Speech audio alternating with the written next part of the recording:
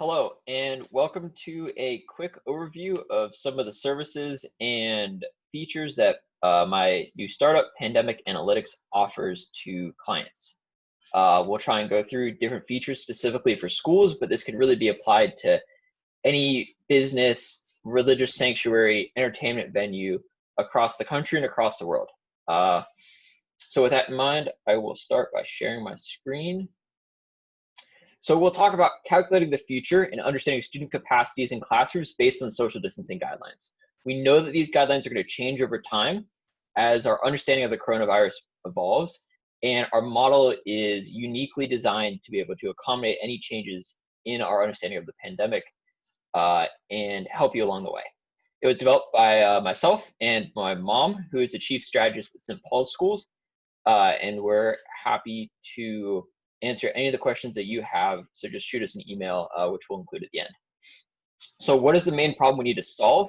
How many students can we fit in each classroom, and how many classrooms do we need? It's the challenge that every school is trying to figure out right now, because we know that we need to bring students back in person in the fall, but how do we do so safely, both safely for the students and the teachers, and in the most intelligent way possible, so we can maximize the number of people we're serving in a safe way.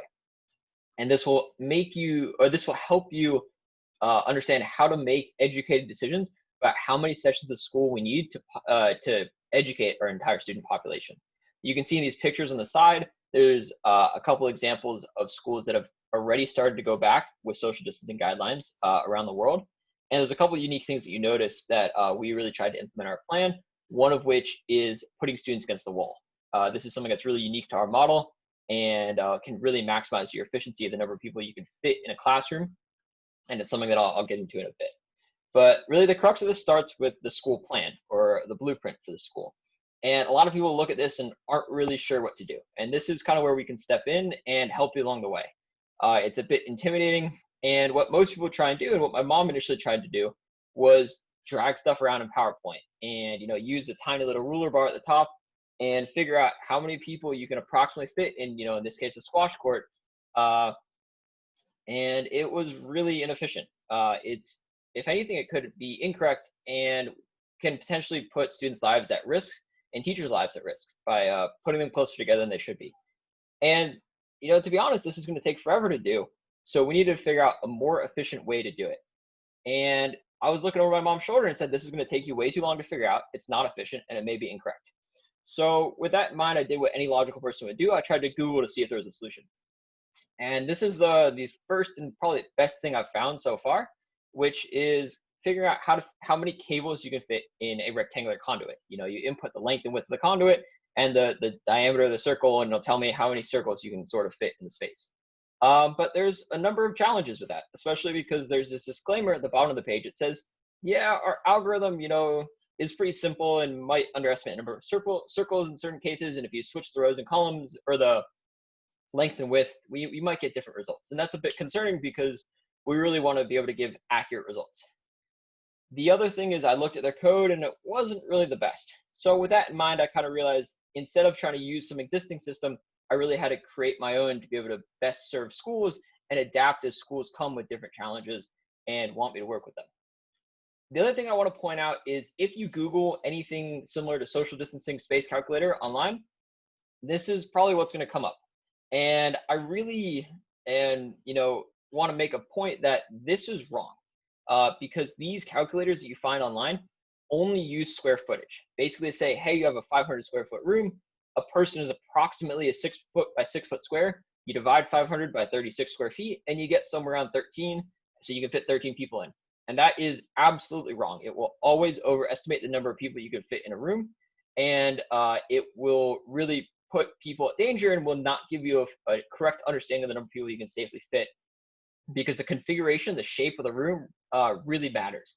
And on top of that, this model doesn't really tell you where in the room you put these people. It just says you can fit 13, which isn't really helpful. So with that in mind, I started doing a lot of research into packing efficiency and understanding the best way that we can apply it to a school. And there's two main things that I want to focus on. The first is how we're putting students in a space. And that's really important because we want to have a regular and easy configuration so that when you're setting up the room, it's not super complex and you know exactly where to put people every single time. And there's no miscommunication or potential errors. So the two different types of packing we focused on are the first one is square packing, where the rows and columns are lined up. So we have rows and columns of students, kind of similar to what is being used right now in a lot of classrooms. But the challenge is that only has a maximum packing efficiency of 78.5%, which is not bad, but we could do a lot better. So then it gets to the second model, and this is called hexagonal packing, where you have students either rows or columns, and the space in between the circle is utilized to kind of make your row packing more efficient. And obviously, it can be turned 90 degrees to make it column packing, and that's something that we go into our model. There's two other things that I also want to make a distinction for, and that's where in the classroom you're using the walls. Because like I was saying earlier in those pictures, you can absolutely put a student against the wall in a classroom to be able to maximize the number of people that you could fit in that classroom and not really, affect significantly their ability to learn in that classroom, and you can significantly increase the number of people you can fit. So this is a really important feature of our model that isn't really present in a lot of other models. We give you the option of understanding the difference between if you want to put students against the wall or if you don't, and how that affects the number of people you can safely fit in a classroom. So with that in mind, I'm going to just show you the model as opposed to just talking about it. And this free version we really want schools to use because it's a really challenging time across the country. And because of this pandemic, a lot of schools are really struggling. So we want to help you as much as possible. We can do a lot of the work for you, and we are happy to do so to help you make intelligent decisions in terms of how best to fill your room. And I'll talk a bit about a lot of the other features that we offer too as a service. But we really think that we need to give back to our community, and this is one way that we do so. So with that in mind, I'm going to show you the model. See if I can find my mouse, which happened to disappear on me. Okay, cool. So the first model that we're going to look at is just kind of your standard model for how to fit people in a classroom. That's called the no wall square packing model. It's exactly what it sounds like. We're doing square packing, so students are in rows and columns, and we're not putting students against the wall. And it takes 4 pretty simple inputs. The first 2 are the length and width of the classroom, pretty intuitive. One thing that we do want to differentiate though is it depends, the length and width of the classroom can be 2 different values. One is the amount of usable space that you want the students to take up, because this is telling you the number of people that you could fit in that space, not really taking into account how many teachers can fit there. So you can just figure out how much space you want to have dedicated to students and input that as your length and width. The alternative is you can put in the entire space of the classroom, and I'll show this a bit in a later model, and this is some of the analysis that Pandemic Analytics does, but you can also just put in the entire space and then figure out, based on the configuration of the space, how many of the total number of people you want to subtract to be able to say, instead of that number, we're going to replace that with a teacher. Okay, the second value we're going to talk about is person radius. So this is the effective social distancing that you want to have between people, but this is a radius. So when you have 2 people with 3-foot radii in this scenario, they're actually 6 feet apart because that you add the 2 radii together of the 2 consecutive people. So in this case, if you want to have 6 feet of social distancing, you have a 3-foot person radius. If you want to have 8 feet of social distancing, you have a 4-foot person radius. And as I was saying earlier, as our understanding of coronavirus changes, we may want to change that person radius because we understand the transmission better. Either it needs to be less than or greater than what it currently is. And by having this as a separate variable, it makes it really easy to mess around with. The last thing I want to talk about is wiggle room. And this is something that a lot of models don't really take into account, and I think is really important, because the challenge is if you assume somebody is a 6-foot diameter circle, you're assuming they are sitting at the exact center of that circle and never move, and more importantly, they don't have volume. And all of those assumptions are pretty wrong. Even just talking here, sitting here talking to you, I've moved side to side, and inherently we know younger kids are definitely going to move a lot, and even older kids are going to move a bit, whether it's to bend over to pick up a pencil or any other sort of movement. So by applying some sort of wiggle room radius, we can take that into account. This also is helpful for different uses of the classroom. If you want to be in an art classroom or some other thing, you can apply a larger wiggle room radius so you have room to move around your painting easel or anything else. This also adds an extra factor of safety, right? Because the first and foremost thing that we want to focus on is student and teacher safety. So we really want to make sure that on average, students are as far away from each other as possible. And we really focus on that through our modeling. The last thing that this really does is it makes your effective social distancing approximately 8 feet in this scenario, because we have a 1 foot wiggle room and a 3 foot person radius. So what that does is when you're trying to convince, parents and students and teachers and administrators to come back to school, you want to say, hey, the federal government guidelines are X. We are on average doing better than them. So, the federal government guidelines are 6 feet social distancing. We're on average going to have 8 feet social distancing between students. So we're doing better than average to try and, maximize the safety of your student. So that's something that's really important and that we focus on. So with those 4 inputs, it's really easy. It tells you the exact number of people that you need to, that you can fit in that room. Remember, that's people, doesn't necessarily include the teacher. It tells you the configuration of the people in that room and tells you the spacing between that people. So you can go in with a tape measure, put X on the floor and put a chair in the middle of that X, and it's really easy. That's all the information you need. Okay, but this is square packing, right? So it may not be the most efficient in some scenarios, especially when you get to larger and larger rooms, because the larger the room, the more efficient hexagonal packing gets. So let's go to the same thing where we're not putting students against the wall, but we're doing hexagonal packing instead.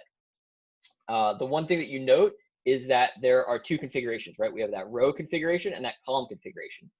And we have the exact same 4 inputs, and we can see we actually get different results in the number of people we can fit in this hexagonal pattern, depending on if we're doing rows or columns. And you can see that it tells you all the information that you need to know: the number of people in the rows, the total number of rows, and the space between the rows. And with all that information, you can go ahead and fill your classroom. Pretty simple there. You can see in this case, we can fit 9 people, which is the same number as square packing. But as the room gets larger and larger, and this is a pretty small room, the hexagonal packing will be much more efficient. And we'll see that in a bit. Okay, but we're not putting students against walls right now. And there definitely are a number of reasons you might want to do that. Maybe it's the use of the classroom. Maybe it's because you have bookcases or other stuff against the wall, or maybe just because you don't really want to. And that's absolutely fine. But if we really want to maximize our packing, it's definitely something to take into account. So that gets to this next model. It's called square packing. Exact same 4 inputs. Instead of fitting 9 students, now we can fit 16 students in that same classroom. And this is actually 16 people based on the configuration or based on the size of the space that you enter in. But what about the teacher, right? I said before that you can, as an option, input the space you want your students in, but what if I want to just input the entire space and be able to configure the space based on how much room I want to give to a teacher? And that's completely valid. One configuration may be I want to give the teacher the entire front of the classroom. Let's say in this brown section over here, sections 1, 2, and 3, because I want them to have the entire free range of the whiteboard. Or let's say, for example, I want to have them move around the perimeter of the classroom, or any other number of combinations. This is designed to help you do that. Another really common issue is that you often have some sort of vestibule or bookshelf or some piece of furniture around the perimeter of the classroom, and that will make it some sort of irregular geometry, as opposed to having to try and stitch together different rectangles or make something really complex. This will allow you to understand how many people on each area around the perimeter. So yeah, so these colorful areas around the perimeter correspond to this table at the bottom that tell you how many people are in each of those areas and how they're configured in that area. So let's say we wanted to do what I said before. We wanted to give the teacher the entire front of the classroom. So that's sections 1, 2, and 3 over here in brown. So we can scroll down to this table. We see in sections 1, 2, and 3, there are a total of 4 people. So we can just subtract 4 from our initial 16 and say, okay, we're going to have 12 students in this classroom and 1 teacher who has the entire free range of the front of the classroom. This tells you the exact number of people that you can fit and ensures that you have safe social distance between the students and the teacher and the students and each other. And that's a really powerful tool. Additionally, if you have some pillar in the back of the classroom or something else, this will tell you, let's say in area 4, we have a pillar. Well, there's 1 student in area 4, we subtract that 1, pretty easy there. Maybe we have a door in the back of the classroom that's configured in a specific way, and we can take care of that. And then in section 9 in the middle, we're doing standard square packing. In this case, it tells us that we have 4 people in that area, and they're arranged in a 2x2 grid. And as it gets bigger, we have more and more people filling up that center grid with square packing. Okay, that's pretty cool. What about if we want to do hexagonal packing in the middle as opposed to square packing? We have a model for that too. And that's kind of like this. You can see, again, we have people arranged along the perimeter against the wall. And then we also have people doing square packing in the middle. And again, we can fit the exact same number of people, 16, but as the room gets bigger and bigger, this becomes more and more efficient. What you'll note though is that along the perimeter, we have students in rows and columns. And that's kind of for the point I was making before about your ability to be able to remove a certain number of students based on your teachers that you want to be able to fit in the classroom. So if you wanted to be able to remove the entire front row of the classroom by having them in this single row, it's much easier to do so. Even if it looks like it's like slightly inefficient near the edges, it's still gonna do a lot better job than anything else. Okay, but what if I wanted to be as efficient as possible? What if I wanted to fit the maximum number of people in with hexagonal packing? I don't want, this white space over here, near the edges. It looks like we're not necessarily the most efficient. So what do I do there? And this is definitely, I think my mom has an example where she says this is going to be used in learning sanctuaries, where they're going to store students in larger spaces such as gyms to try and use that for, study halls, larger classes, or just really holding a student when we don't necessarily have a space for them. And that gets to this model over here called perfect hexagonal packing. And it's exactly what it sounds like. We're trying to make use of the space as efficiently as we can. And it does, again, have rows and columns. And we're doing hexagonal packing where we're putting students against the wall and trying to fit them in this orderly hexagonal manner. Right now, we're able to fit 16 people, but you'll see this ends up being the most efficient model, which I'll show you near the end. Again, it tells you the exact number of people and the way you configure them. And from there, it's pretty easy. But there's one really important question, and that is, how do students, let's say the student over here in the middle, what if they need to go to the bathroom? What do? If you try and walk down the middle of these two rows, you're going to be less than like 3 feet away or less than whatever half your social distancing is as you try and navigate down the middle. And this is even true for square packing as well. So what do? Well, one thing that a lot of schools are thinking about is just, you have the person who needs to go to the bathroom, put their mask on, you have the students around them put their mask on, and you leave the classroom, and that's that. And that's absolutely one thing that a lot of schools are doing. But what if it's, not something that you're interested in? Maybe it's younger kids, maybe it's a room that a lot of people are going in and out of very frequently, maybe not just to the bathroom, and you don't really want to be concerned about having to, put your mask on or take your mask off, or maybe people just want to have more social distancing and keep their mask on all the time. And we developed some models for that too, and that's called the that's called the no wall square packing model with halls. So we're creating these things called hallways that are gonna separate the different rows of students by a specific distance, so that you can walk down the middle of this hallway and be 6 feet away from people on each side of you. Pretty simple, same 4 inputs, except we're adding this 5th input, which we're calling column spacing. In this case, we're using a column spacing of 6 feet. And based on that, you can walk down the middle of this column and have 3 feet on each side of you, in addition to the 3-foot person radius.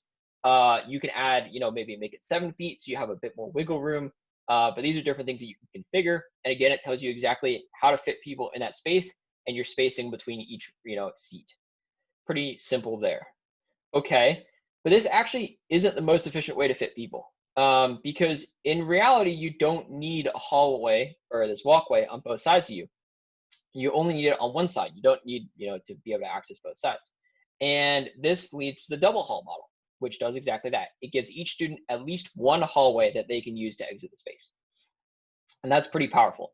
This we mainly use for larger rooms. Maybe graduation is definitely one example that this has been used for, but really larger spaces can definitely value from this. I know my mom's school is having graduation, and they use this exact model to plan it.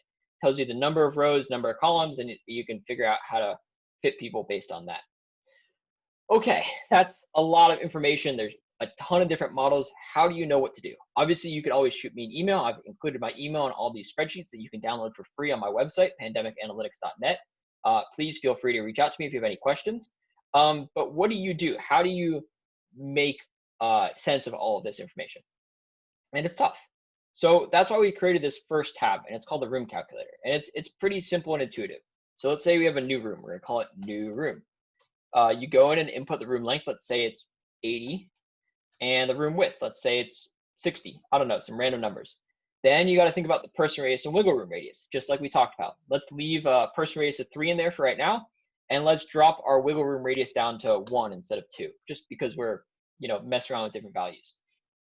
Based on that, we need to now go hit calculate. This is the #1 mistake that most people get, and I get tons of emails about this. you gotta make sure you hit the calculate button. These numbers have not updated yet. When you hit the calculate button, this top row of numbers updates, and it will, update all your values. So if you change, 100 rows for 100 different rooms, it will update that. You have to hit the calculate button.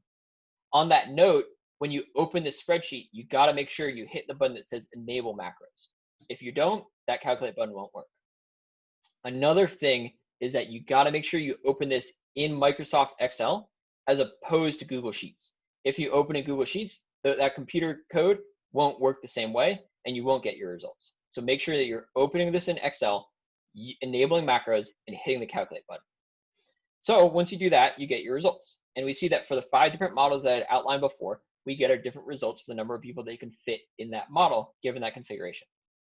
As you can see, the perfect hexagonal model has the highest number of people that you can fit in total, which isn't surprising. It's the most efficient model, followed by these 2 models on the edge, the square packing and hexagonal packing models, which allow you to put students along the wall, which again gives you increased efficiency. Lastly, we have the no wall square packing and no wall hexagonal packing, where we're not putting students against the wall. Makes sense, they're least efficient. Now you can go through each room, understand the use of that classroom, and based on the use of the classroom, you can pick which configuration, whether you want students against the wall or no students against the wall, what type of packing you want, and go classroom by classroom and figure out how many people need to fit or how many people can fit in that classroom. And it's a really powerful tool. The other thing that's really interesting is, let's say you have one classroom you want to use for multiple configurations. Obviously, you can do that same classroom multiple times and really understand the way that it changes based on, one small change in a number. The other thing is, let's say, tomorrow the federal government comes back, or your state or local government comes back and says, hey, in reality, we only need 4 feet of social distancing instead of 6. You can just go in and update. So everybody now has 4 feet of social distancing. Pretty easy. We hit calculate and you're done. You see all these numbers increase because we've decreased our social distancing, and it's pretty easy. Nothing too complicated. Okay. This model has been out and about amongst different, school groups for about a month and a half, maybe 2 months now. And it's actually on version 19. And it keeps getting updated more and more, because what happens is the school will reach out to me and say, hey, have you thought of this? Or what about that? Or how do I take into account this? And I'll say, that's really interesting. I haven't really thought of that, but I'm happy to try and make something for you. And a lot of, these models even have come out of people saying, hey, can you do this? And I've included a number of these models in here as an added extra, just in case you're curious. One of which is called Circle Time. It's about as simple as you think it could be. It's, we have some young kids, maybe they want to, sit in circle time like in preschool. How do we arrange them in a circle of a given radius with, our desired social distancing? So this is a radius of 15 feet, social distancing of 3, wiggle room of 2, pretty standard. You can fit 9 people around the circle, and you space them, at 45-degree increments from the center. And you could just, space them linearly, 6 feet social distancing plus your 2-foot wiggle room radius. And this can be used in a lot of different applications, but we found that mainly people use it for, preschoolers. Another example, and this is also really simple, is just hallways, your hallway in your classroom or in between classrooms. How do you configure that? How do you know if it needs to be a 2-way hallway versus a 1-way hallway? And where do you, put down your tape on the ground or whatever to figure out or to guide people where to walk? So you pretty simply, put your hallway width in St. Paul's School. It's about 9 feet. You do your person radius, which is in effect 6 feet of social distancing. And it tells you what your walkway width is on each side. Pretty simple there. It also, for example, if you want to do a 6-foot hallway width, it tells you, this might need to be a 1-way hallway as opposed to a 2-way hallway, or you might need to configure it in some special way. But this is just, a pretty simple and useful tool. Okay, so what about, there's a couple things that, a lot of spaces, whether it's schools or businesses or industries, there's a couple things that this model can't do. And one of those is, okay, let's say we have a rectangle. We know how to do that. We plug it into our model. It's really easy. We're done. We get a number. Everybody's happy. But what if we have some weird configuration? We have a teacher over here. We have a pillar over here. I think with a lot of labs or research labs, what if you have some weird, countertop or some pillar or some research station, or you're talking about your business and you have a, your sales counter over here, and you want to really be able to understand your geometry based on, you want to understand where you're going to put people based on this weird geometry. one option is absolutely you could try and input this as a rectangle into the model and try and figure it out. And that's a bit complicated. You know, you got to be able to subtract for the teacher and you got to be able to subtract for the pillar, but you can put somebody next to the pillar, right? You can put a student right next to the pillar because you don't need to have social distancing there, but you can't put somebody right next to the teacher because you want to have social distancing from the teacher. You know, it's the same thing if you have like an employee or a worker at your business or, you know, somebody at, you know, a work counter. And understanding where you can fit people there is really challenging. Another application is at colleges and universities, you know, you can think of this as a lecture hall. You know, how do you fit people in a lecture hall? This model is, you know, a bit more challenging, and you can't really just use that Excel spreadsheet to do this because it's a bit more complex. You know, you're constrained now to rows and the distance between the seats and all these other different variables that are a bit more complex. And the last application is kind of putting that all together. You know, what about, you know, an entertainment venue, you know, some sort of theater, auditorium, something like that, you know, pretty similar to a lecture hall in a lot of scenarios. You want to make sure that you're optimally filling the seats, and you want to have people be able to walk down the hallways without, you know, having to disturb the people who are sitting next to the aisles. So maybe you don't sit people next to the aisles. And how do you figure out where you sit people?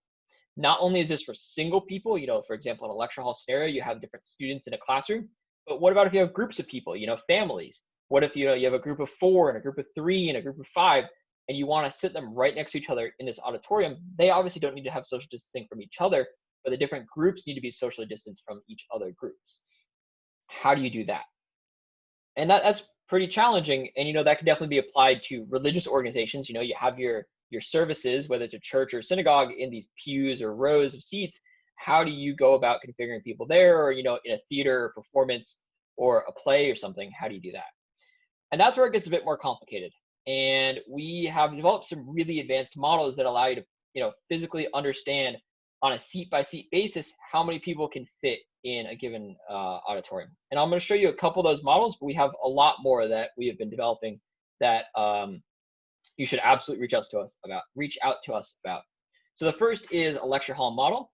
Let's say we have, you know, a specific number of rows, social distancing, the seat width, the number of seats in the row, and the distance between the rows. So, you know, pretty easy inputs, kind of, you know, what you think of as the basic configuration for that room.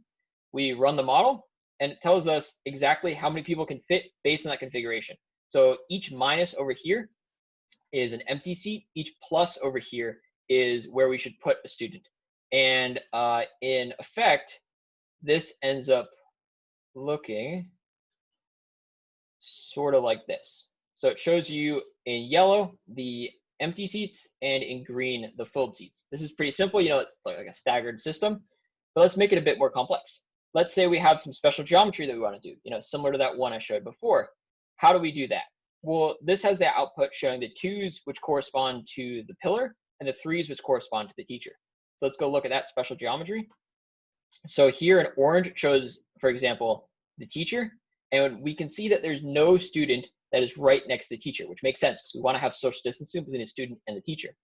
But next to the pillar, we can have a student who's, you know, really close to the pillar because we're not really concerned about social distancing there. Okay, what about groups? You know, we have a lecture hall, maybe an auditorium. We want to have groups be able to sit together for one reason or another. This is a bit more complex of a model, but again, you know, you input a list of groups. Let's say, you know, you have some 2s and 3s and 4s and 1s, and it tells you how many of those groups you can safely fit and where exactly to put them in that space. So you see this group ends up configuring the lecture hall or the space like so. And it tells you exactly on a seat by seat basis how many people can fit there. We can even expand this to theaters, which I've already run in advance. See if I can find my mouse. And it outputs a result like so. We can see, again, we're fitting different groups of size, different sizes of groups in this space. And we can also see that there's nobody near an aisle because we want to have somebody to be able to use the aisle whenever they want without having to disturb anybody who's near that aisle. So we have social distancing between people and other groups, and we have social distancing between anybody walking down the aisle and anybody sitting down there. Okay, so I have been, you know, showing people this model for quite some time, and I've gotten some really great feedback, and it's been improving over time. But a lot of, you know, businesses and people want me to assist them and provide some sort of consulting or analytics support for their business, both on a, you know, total analysis of, let's say, usable school space or configuration of classrooms or stuff like that, or on a day-to-day basis. We have a theater show tonight. These are the groups that we have. Tell us how to set up our auditorium. And based on that, I launched my own startup. It's called Pandemic Analytics. And we help you with all of this and much more. So if this is something you're interested in, please reach out to us and we will support you in whatever way we can. Okay, now back to that simple model. With this Excel model that everybody can download for free on our website, pandemicanalytics.net, there's a couple of different configurations that you got to think about. The first is, do we put desks against walls or not? Do we want to have that based on the use of the classroom? And that's really up to you. That's something that we can help you with. But that's really based on the teacher's personal preference and your personal preference as a school. The next thing you want to think about is how you want to arrange students, hexagonal versus square packing or any other sort of configuration.